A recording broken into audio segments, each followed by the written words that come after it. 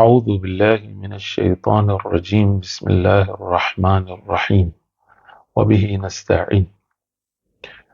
I thought it's the month of Ramadan. We should pause the discussion we were having on the topic of unity in diversity and focus on something which is more related to spirituality and more related to our spiritual growth.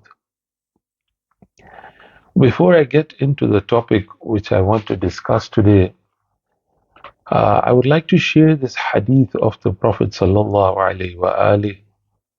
So you notice that the Prophet and the Imams alayhi salam have several descriptions about the month of Ramadan. But this is a description which I like, and I'll mention the reason why I like this description. And it's also somehow related to the topic of spirituality which we intend to take. So this is a riwayah in Kafi where the Holy Prophet ﷺ says the month of Ramadan is a month awwaluhu rahmah. It's a month where the beginning of the month is full of the special blessings and mercy of Allah. Wa awsatuhu maghfirah. And the middle part of it is accompanied with forgiveness from Allah. And the last portion it is al-itqu min an-nar. It's freedom and liberation from the fire of hell. Now, why do I like this hadith? For two reasons. You notice the Holy Prophet this hadith is showing that spirituality is a step-by-step process. It's a stage-by-stage process. Okay, in spirituality, you don't randomly jump from one station to another. Rather, spirituality is like a staircase where until you have not climbed the first step, you don't go to the second one. Okay? And that is why I'm bringing this hadith, because it's much related to the future discussions. Inshallah, if Allah gives the tawfiq, we will have. So that's the first point, that spirituality is a step-by-step process. Number two, even more importantly, is notice that the Holy Prophet says that the beginning of the month is accompanied with the special mercy of Allah. And this is what we need to grab in this month. If we can grab this special mercy of Allah in the beginning of the month, then spiritual upliftment, the spiritual journey will become much more easier. And that is why if you grab that special mercy of God, then the forgiveness of God comes in, and then even the liberation and the freedom from the fire of hell also comes together with it. Okay, so it's because of such descriptions of the month of Ramadan, you will notice that the chosen ones of God, when the month of Ramadan comes in, they deal with the month in such a way that it's such an intimate companion, as if a close companion is coming to visit them. Okay, so if I can give an example, and then I explain and use the words of Imam Sajjad alayhi salam.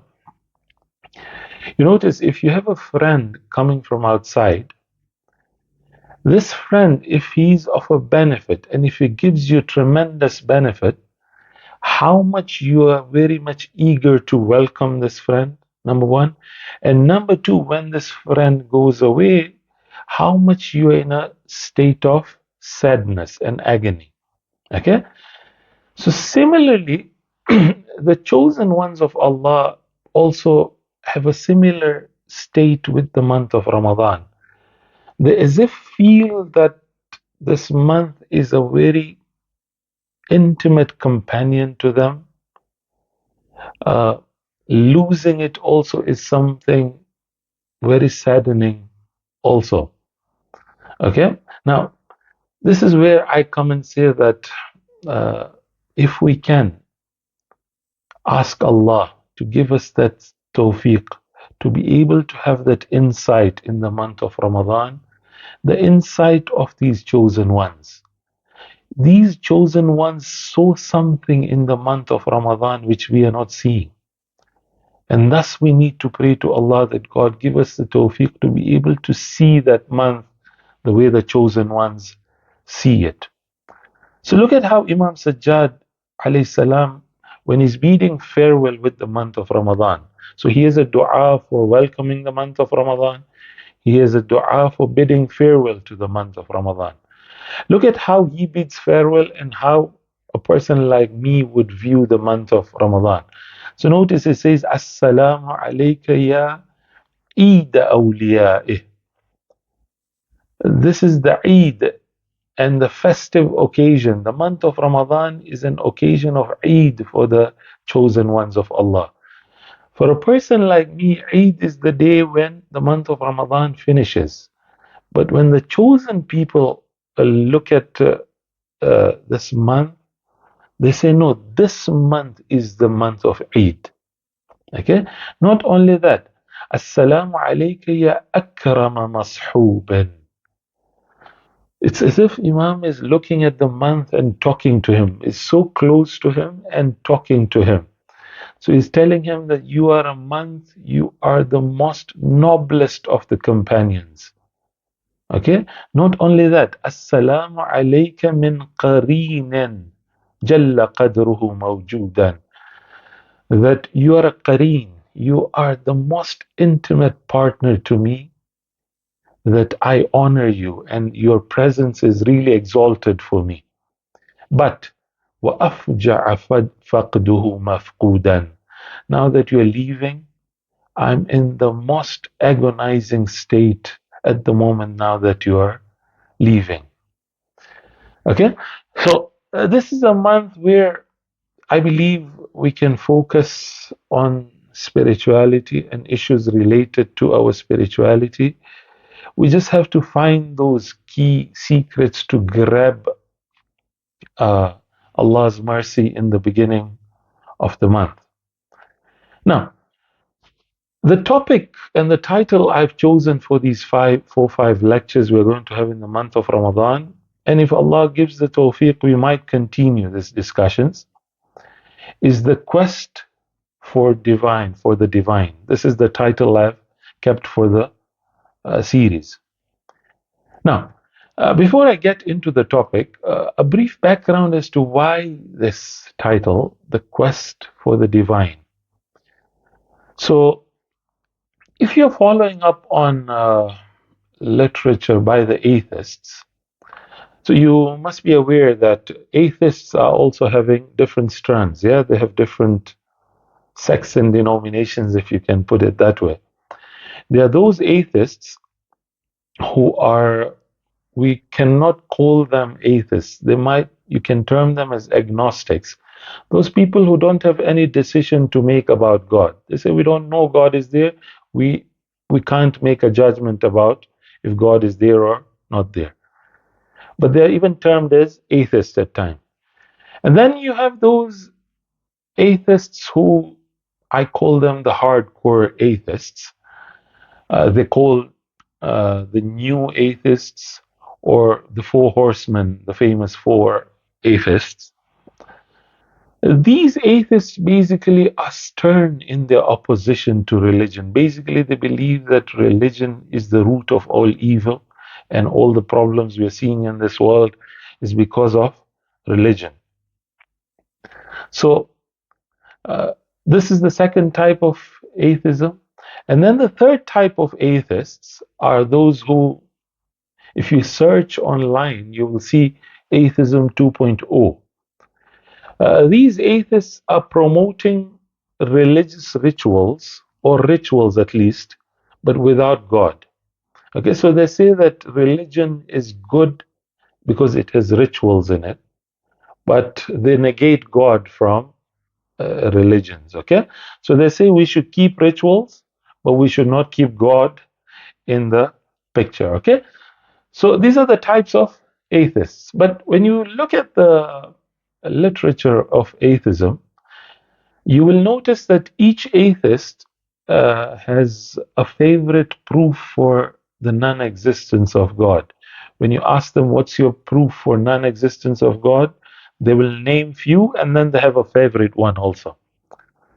So some of them, so for example, I was listening to Alex O'Connor, if I'm not mistaken his name. He is one of the young atheists, very famous and influencing in the social media. When he was asked that, what's your favorite proof for non-existence of God? He says, my favorite proof is the proof of divine hiddenness. Okay? Divine hiddenness. So this is a proof which was proposed and introduced by a philosopher. It's a contemporary philosopher by the name of John Schellenberg. Now, I hope I'm pronouncing these names correctly. They'll forgive me for mispronunciations. So he proposes this theory and this proof in 1993. This proof undergoes a lot of critique. If you go online, if you go search academic works, you will see a lot of critique on this proof also. And Schellenberg also ended up reviewing this proof over time. The last review apparently was done in 2015.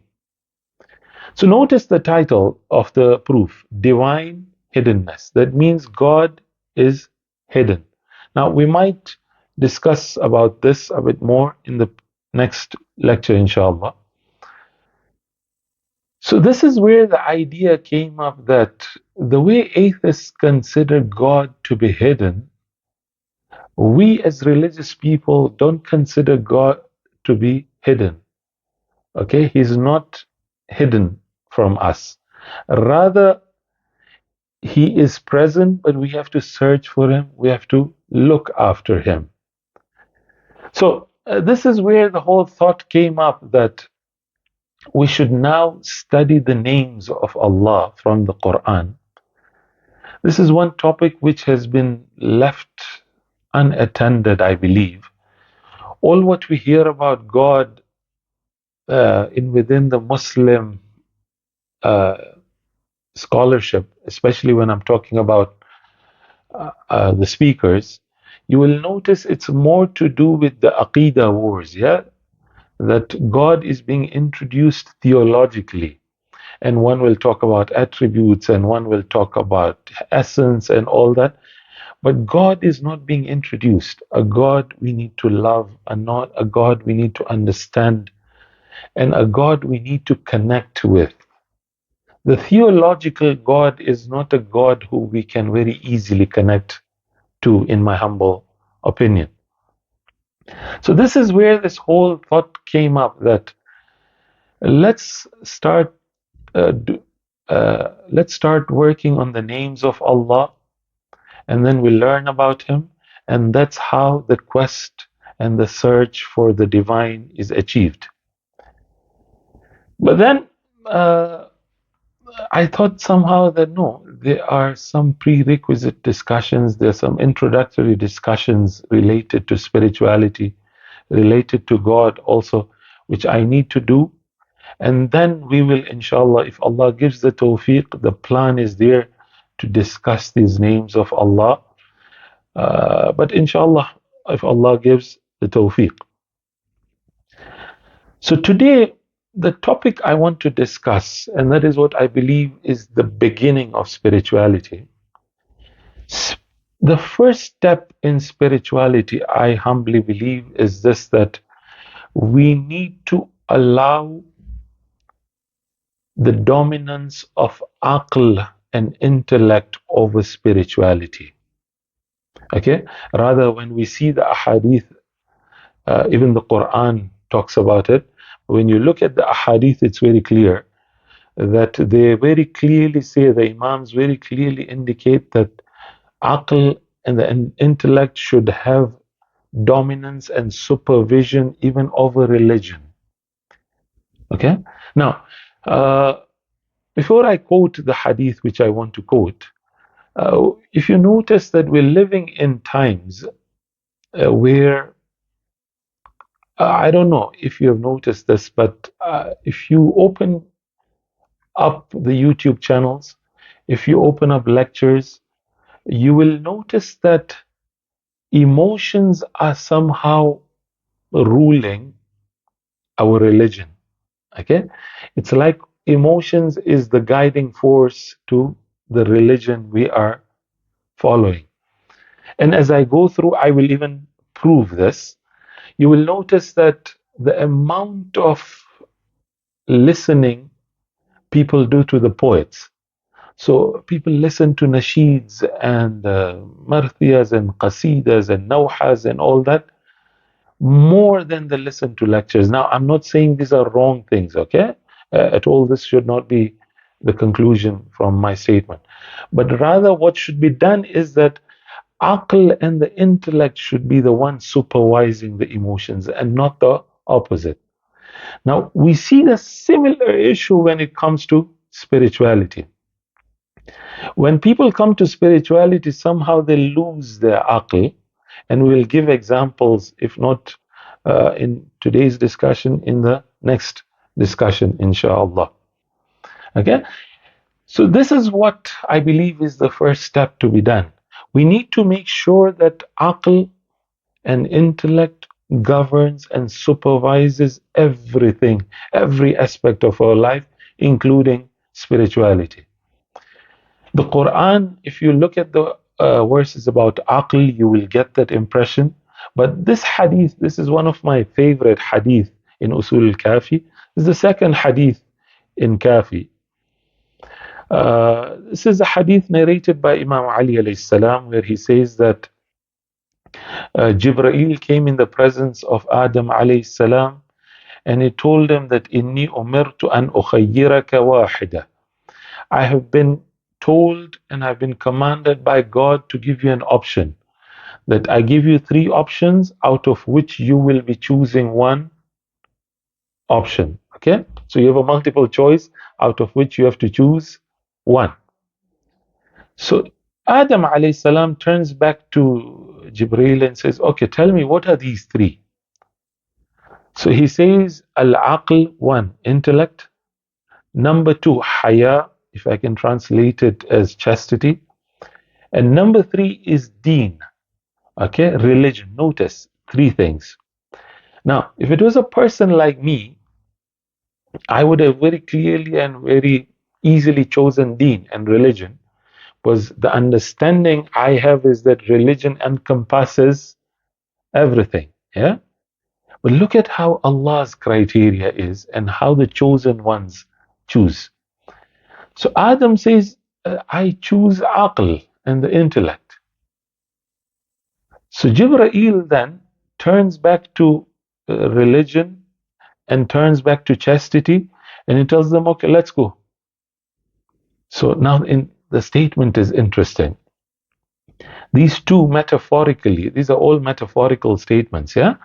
These two metaphorically turn to Jibreel and tell him that, Ya Jibreel, inna umirna an nakuna ma'al aql haythu kan. We have been commanded by Allah that we should stay with aql and the intellect wherever it is. That means aql is the governing and the supervising force. Even religion and even chastity then comes in, and not the opposite. Okay, this is one hadith. A second hadith which even clarifies further. Again, in the same chapter in Al-Kafi, the Rawi says that I came in the presence of the Imam. Again, notice, we get attracted with the superficial and the apparent, but the godly people are not fooled and they're not attracted by the superficial understanding. So the Rawi says, he started praising a person in the presence of sixth Imam alayhi salam. He started praising about his ibadatihi wa dinihi wa fadlihi. Notice three things: of his ibad, of his worship, of his deen, okay, of his religion, and of his fadl and his merits. So notice, Imam doesn't get attracted by these superficial descriptions. Rather, he turns back and asks him a question. Tell me, كيف عقله? Tell me, how is his intellect? So the person, the Rawi says, لا أدري, I don't know. How is his intellect? So then Imam gives a general principle. And this is a principle which I believe even has to be observed when we come to spirituality. So Imam says, إن الثواب على قدر العقل. Allah will reward according to the capacity of the intellect. So if you have a lower capacity of the intellect, the lower the reward. The higher the level of the intellect, the higher the reward. And that is why we're told that the prophets have the highest of aql. Yeah. Then Imam gives a very beautiful example. This example is beautiful. He says there was a person at the time of Bani Israel. He was living in a beautiful island. It was serene. It was filled with greeneries and all whatnot. And his duty and his job was to just do ibadah, ibadah, ibadah, and ibadah, worship God and God. So one of the angels, looking at this worshipper, he turns to Allah and says, Ya Allah, you must be really rewarding this person out of the amount of worshipping he's doing. So he turns back to Allah and tells him, Arini thawab abdika hadha. Oh Allah, show me the thawab and the reward you're going to give to this servant of yours. When Allah shows him the reward was very little. So this angel gets surprised, is like, what's happening? Okay.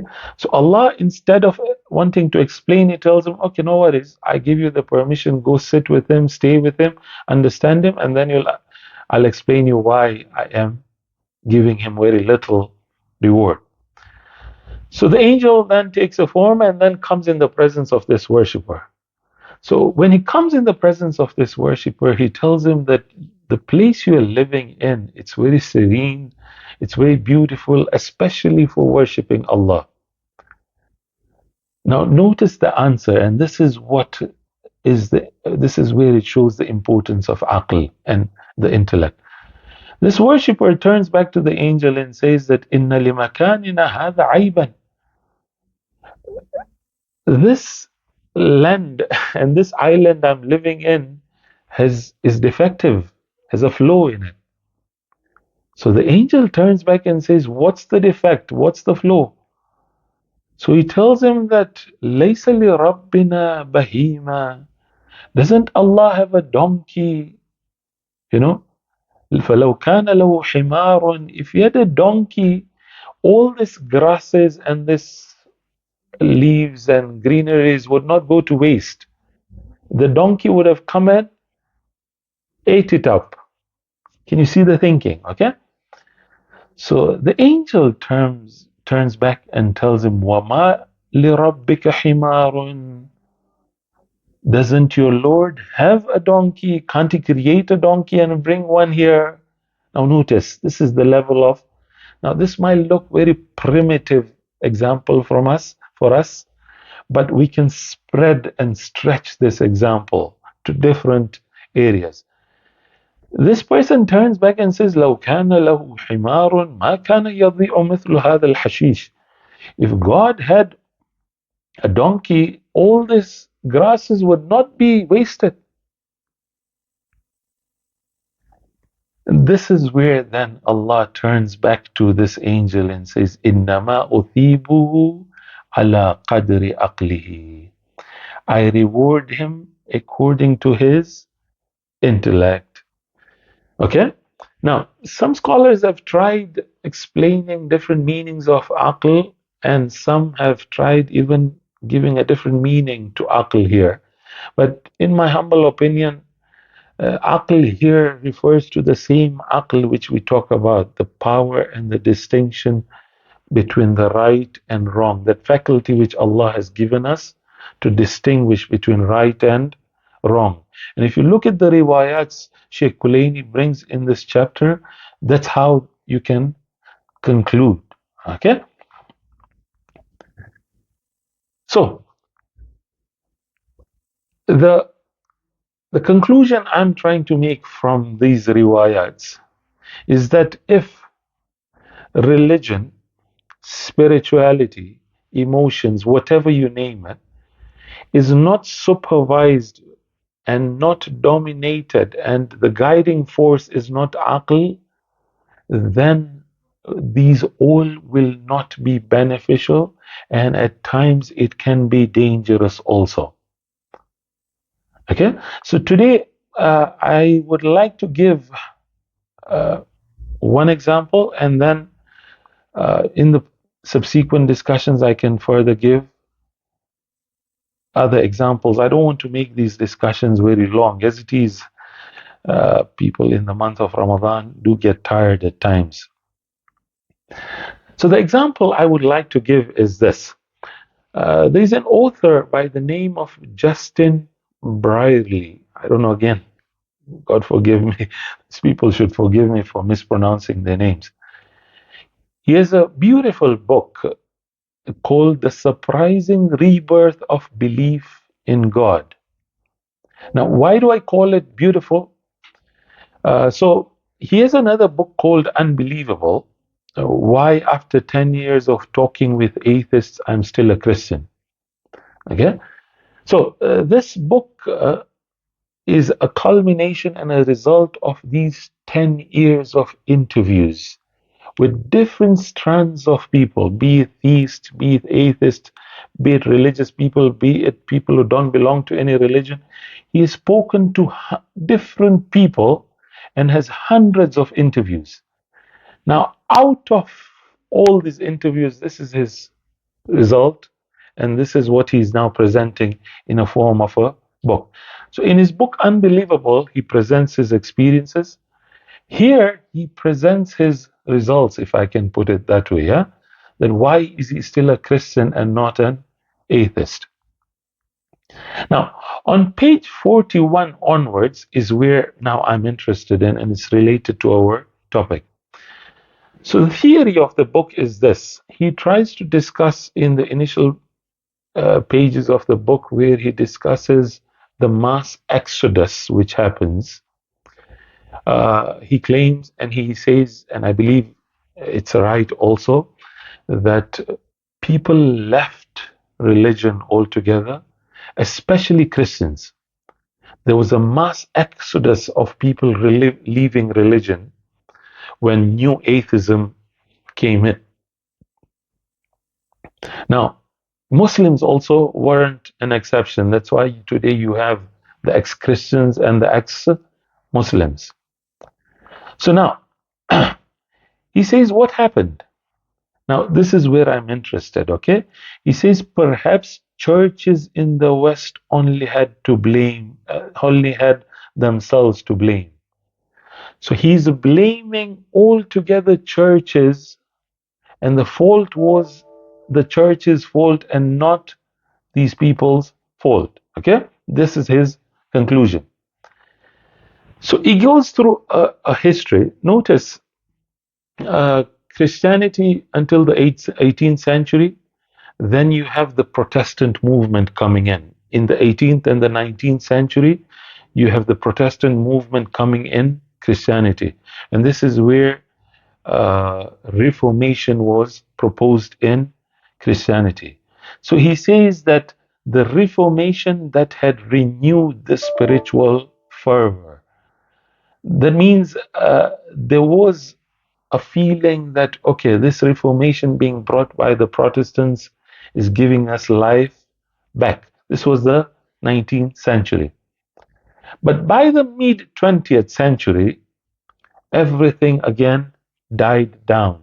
Christianity, according to him, started dying down.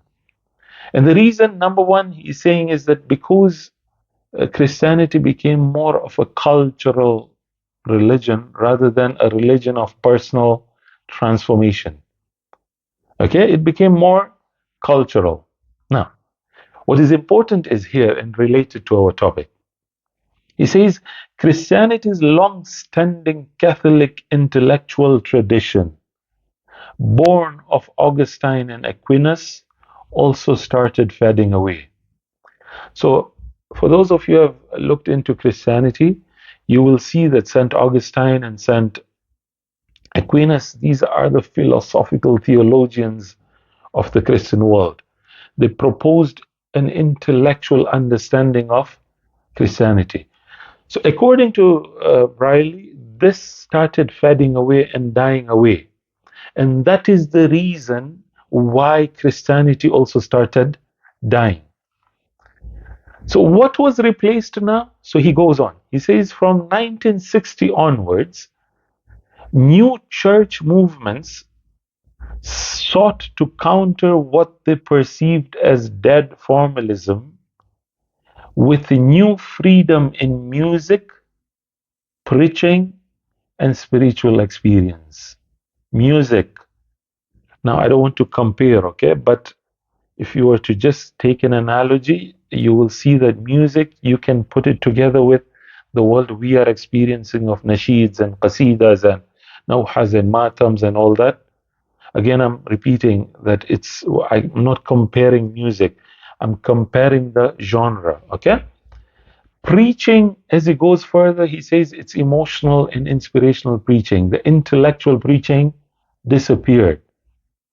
And this is exactly what we are seeing today also in the Muslim world, that the preachers who are emotional are more successful than the preachers who are intellectual. Okay, people listen to more of emotional lecturers than, and then you have spiritual experiences. Okay, so this is where the mu'jizat and miracles and karamat and all this can come in. So he goes on explaining himself. He says it also marked, so this is 1960, it also marked a significant transition towards a more experiential, emotional form of Christian engagement. Can you notice Christianity turns more towards emotionalism rather than intellectualism, often at the expense of intellectually rigorous engagement with scripture and the world. Okay? Now, this is again where related to our discussion. He says, by the time new atheism swung in 2000s, there were few churches prepared to equip their members for the onslaught of skepticism it brought. Can you see the dangers now? When you allow emotions to be overcoming aql, when you allow spirituality or other things to overcome intellectualism, this is what we end up having. That now, when the church was facing these challenges from atheism, he says there were very few people who could answer now.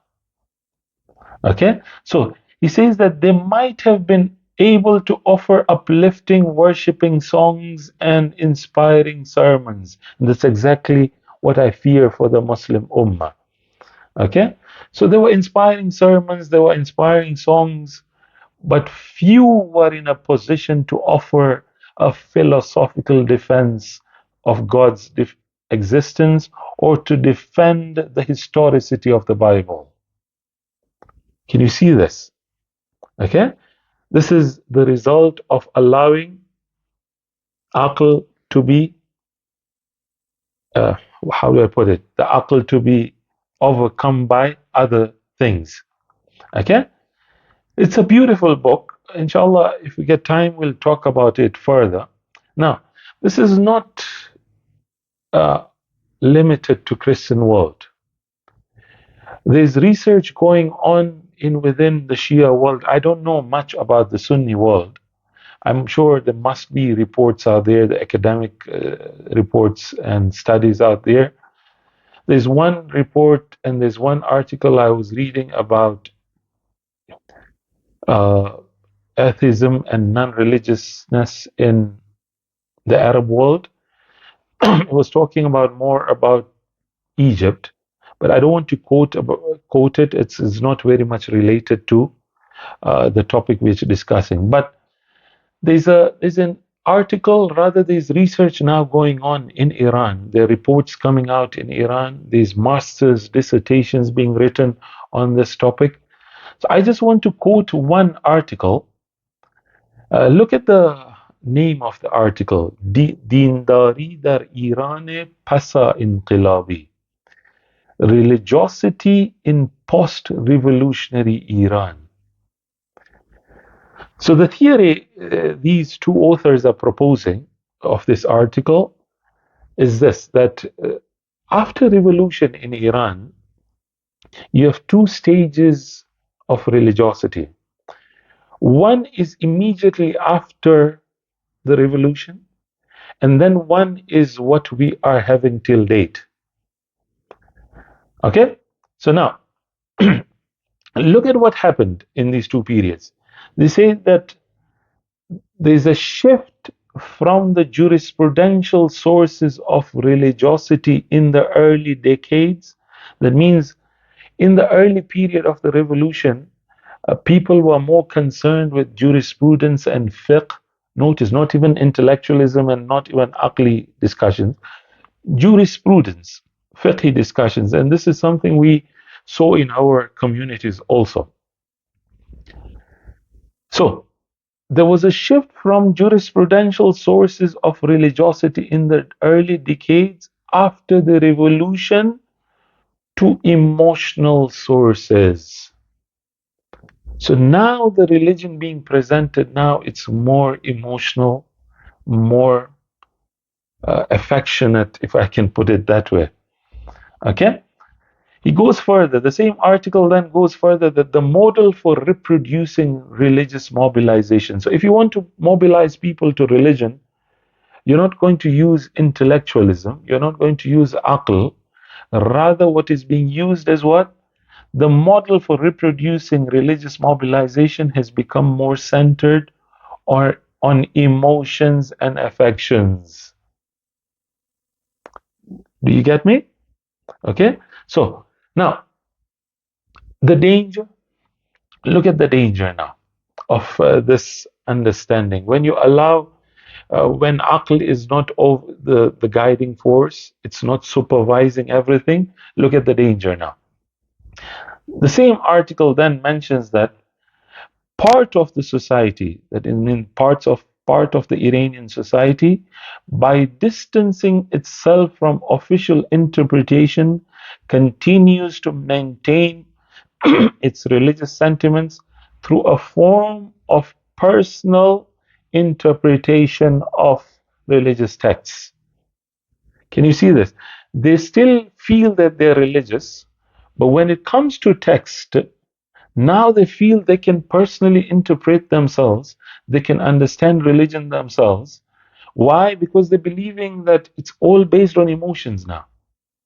Okay, so whatever the emotions tells them, whatever their understanding tells them, they will go follow it. Okay, this is the danger of the emotional understanding of Islam. Okay, the article is beautiful, but this article is not alone. Okay, and I don't want to, again, I want to mention it very clearly that these articles are not conclusive. Any research done uh, is not conclusive. Okay, it doesn't give you a total picture. Statistics don't give you clear picture altogether, but it gives you an idea of the state of that community and that religion. Okay, so we are taking an idea from these articles. Now they're not alone. So let me finish with this. There's a master's dissertation also, the other reports, but there's a beautiful master's dissertation. The results are disheartening, but it was a work done, a practical work done, where interviews were done. So the author, she's a lady by the name of Fatima Ijaridar. This master's dissertation talks about the challenges of the students in the new educational setup. She interviews 23 students. Okay? Now, she says that these 23 students were not only belonging to a religious background, out of these 23, only two belonged to a family where one of the parents was religious and the other was not. But all the 23 were belonging to a religious family. They were they were sent to schools which were also having religious aspirations also, and she mentions all the schools they went to, and she also interviews the teachers of the schools also. Now this is where it becomes disheartening. She says that out of the 23, uh, 22 now have become agnostics or atheists. Only one is religious at the moment. Do you get me? And one of the biggest reason, one of the reasons mentioned in the article is the same: lack of intellectualism. Okay, lack of intellectualism has led them to become what they have become. Now, inshallah, if we get time, we can discuss these reports a bit further, with the beautiful reports, the beautiful academic papers, which give you an idea of how the community and how our societies can be guided. Okay, so I wanted to go further into examples of pseudo mystics. Inshallah, in the next lecture, maybe I can discuss that and the danger when spirituality is not accompanied with aql. Okay, so in conclusion, uh, the point I'm trying to make is this: that the Imams, the Quran, the Ahlul Bayt alayhim salam, the Prophets all came up with the mission to allow the aql to rule every aspect of our life. When we fail to do this, then spirituality also goes into danger. Okay, and thus, if we want to start the spiritual journey which we want to start in the month of Ramadan, then the first thing is to observe is that, am I giving aql the preference, or am I giving other elements in my life as preference? Okay, we pray to Allah to give us the tawfiq to be able to give the due to aql which it deserves, and Allah should again guide us in this month and make us one of His guests. Wassalamu alaikum wa rahmatullah.